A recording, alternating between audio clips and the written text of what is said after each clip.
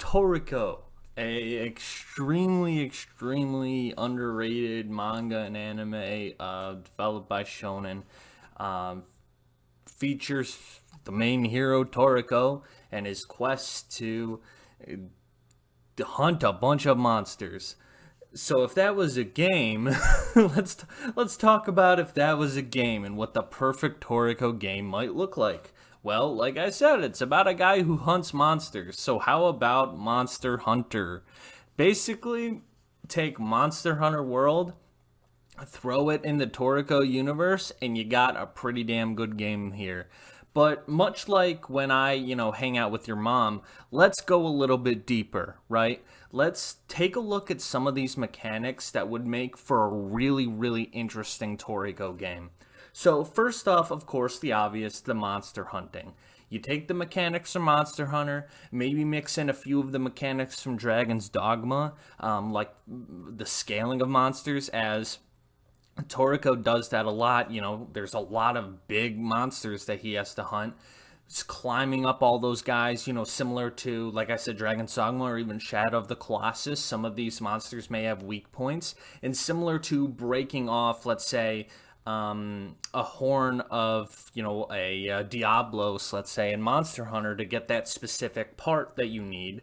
Let's say you have to climb up one of the monsters in Toriko to get a specific piece of meat, or if you need a wing for your dish, you need to break their wing.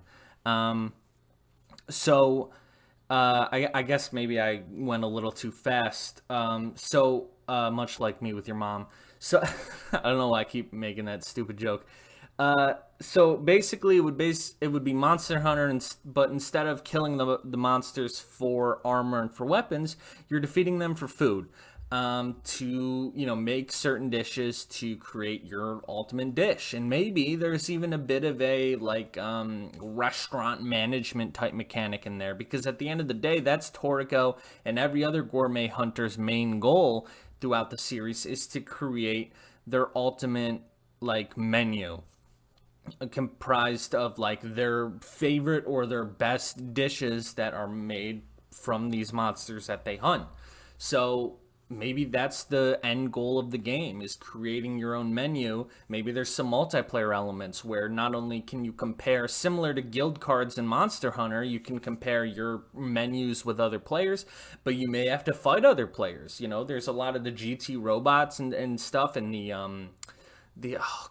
name escapes me, unfortunately, but the chef guys that don't like Toriko for some reason, and they always try to come after him. Maybe there's some conflict there, whether it be with other players or just with the story, and just with the game itself, the computer, the CPU type players. I think there could be, actually, before I get into some PV, or some co-op rather, so let me wrap up what I'm talking about with the main point. So making your menu, I think, would be the main goal. Creating better and better dishes. Obviously, with a game in that Monster Hunter type style, you want to create more and more weapons and armor. I think that would be fun, developing new techniques and skills. Toriko's got all of his different techniques and skills. So being able to hone in on that and learn different ones. Maybe, I'm a sucker for character creation. Maybe creating a new character and learning from your favorite gourmet hunters, learning those skills could be really fun, and building your character up that way. Also, having a companion, especially in Monster Hunter Rise, you get the Palamute. Having a dog-like companion like Terry Cloth, like Toriko has with Terry Cloth, having that as well could be fun as well. So it would basically be a game that consists of hunting monsters for your food to build up your gourmet menu. Because it's a video game at the end of the day, building up weapons and armor, building up your skills and everything like that. But so that would be the main gameplay loop, in my opinion. But what else could we add? I mentioned co-op before. Obviously, if you guys know about Toriko, you know Komatsu is always with him. Toriko is the hunter. He goes out and hunts. Komatsu is with him as well. He also goes on the adventures, but he's mainly there to cook. He's a chef. So maybe you have a little bit of a co-op mechanic there where one guy plays as the one player is the hunter, or in this case plays as Toriko, and does, a lot of the combat, a lot of the hunting, a lot of the scaling of monsters, and then the other player maybe plays as Komatsu, who cooks up the food later, but maybe in the field can buff, can serve as a sort of healer or bard type character, to help give the hunter player, the gourmet hunter player, some buffs and such.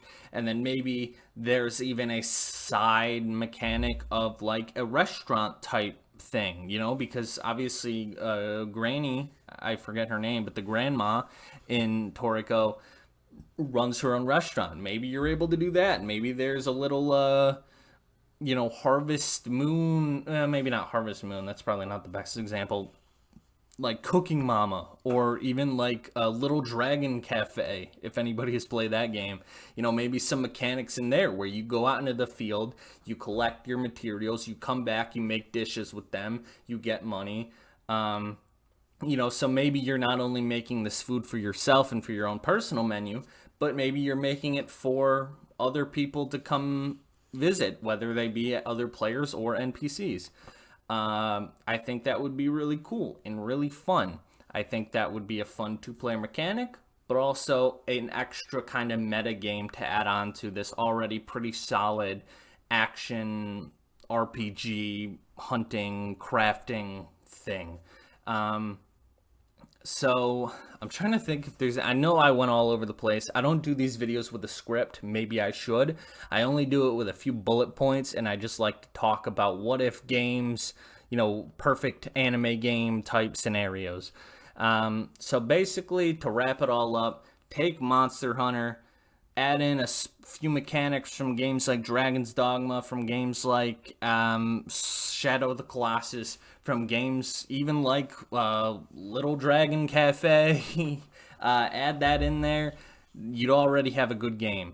For my own personal view, you add in some co-op, you add in some character creation, you got a really good game there. You could really, there's a lot that you could fit into a Toriko game, and I wish Toriko was a bigger property so that we could see this a good game, a good Toriko game come to light. If there have been any I'm sure there's been at least one or two Toriko games before, but they're probably Japan exclusive. The only things that really I'm familiar of Toriko from is J-Stars. He was in that J-Stars game, and I don't remember if he made it into Jump Force at all. I don't think he did, but he should have, because Toriko's a super underrated thing, a super underrated franchise. Whether you have the chance to either watch the anime or read the manga, I highly recommend it. If you're a fan of Monster Hunter, whenever I describe Toriko to people, it's like Monster Hunter mixed with some One Piece in there, and that's what Toriko is. And in my opinion, and I hope I just said it well enough, I probably didn't, but I think it could make for a pretty enticing video game as well. So feel free to leave your suggestions in the comments below for what you'd love to see from a potential Toriko game. Feel free to leave what you would love to see from an anime game in general. I would love the discourse, and I plan to continue this little series of potential anime game crossovers. I definitely have a list, and I want to keep rambling on about them, because that's just the type of guy I am, that's the type of guy I am. I just love rambling about nothing. But anyway, yeah, my Vinland Saga potential game has like over 1,000 views, which is mind blowing, because that is huge, especially for me. Like, most of my videos get like 10, 12 views, whatever, and that one has like over 1,000. So obviously, Hopefully people didn't just click on it on accident. Hopefully people liked it. So I hope you guys like this one as well. Thank you for watching. Thank you for giving my channel a shot. Hopefully I'm not too annoying. But if if you're able to, give this video a like, just so I know that you like it and I can do more in this sort of series.